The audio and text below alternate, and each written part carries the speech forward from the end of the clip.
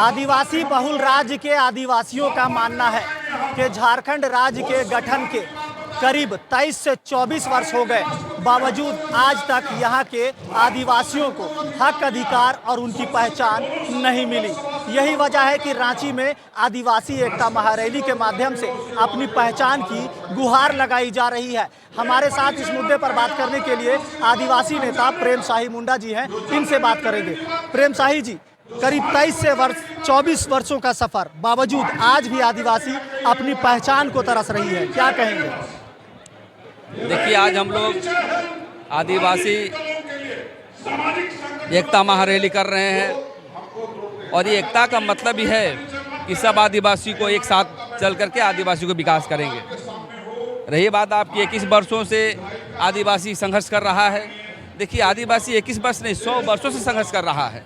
हमारे बिरसा मुंडा ने भी संघर्ष किया, हमारे सिद्धू कानू ने भी संघर्ष किया, हमारे वीर बुद्धू भगत ने भी किया, फूलो झानो ने भी किया, अनेकों ने संघर्ष करते हुए आज हम लोग आए हैं।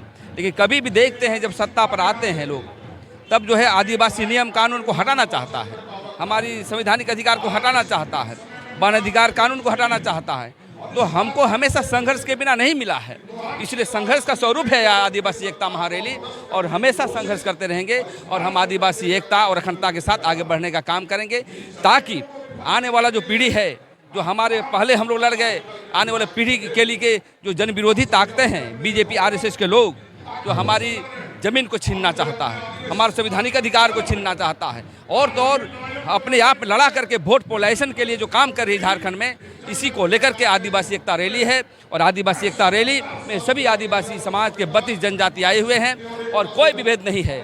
मुंडा जी, इतिहास गवाह रहा है कि झारखंड संघर्षशील और क्रांतिकारियों का प्रदेश रहा है, बावजूद आज तक झारखंड को अपना पहचान, खासकर आदिवासियों को अपना पहचान जो सरना धर्म कोड है, ये भी नहीं नसीब हुआ है। आखिर वजह क्या है? इतने आंदोलन, इतने क्रांति के बाद, वीर शहीदों के कुर्बानियों के बावजूद आज भी आदिवासी इस चीज़ को लेकर तरसते हैं।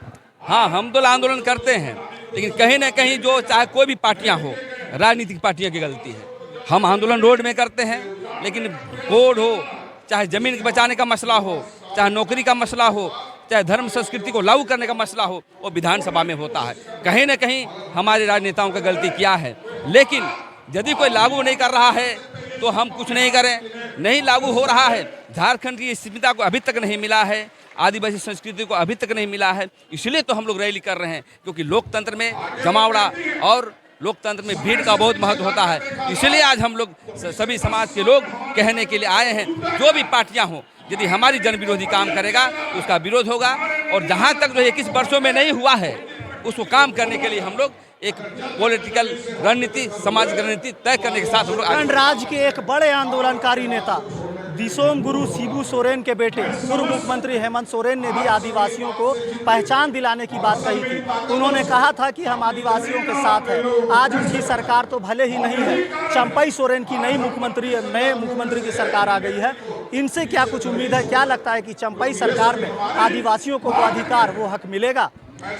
बिल्कुल, हम लोग विश्वास के साथ चलते हैं, क्योंकि पिछले बार जो लोकप्रिय सरकार जो हेमंत सोरेन जी की सरकार था, उसमें सरना कोड को विधानसभा में राजकीय संकल्प पारित करके केंद्र को भेजा। अभी सरकार गिर गई जमीन के मसले को लेकर के। तो देखिए, अभी चंपई सोरेन से भी यही उम्मीद है कि सरकारी तौर पर ये तो भेज दिया गया, लेकिन सबसे बड़ी चीज़ बीजेपी है, केंद्र सरकार।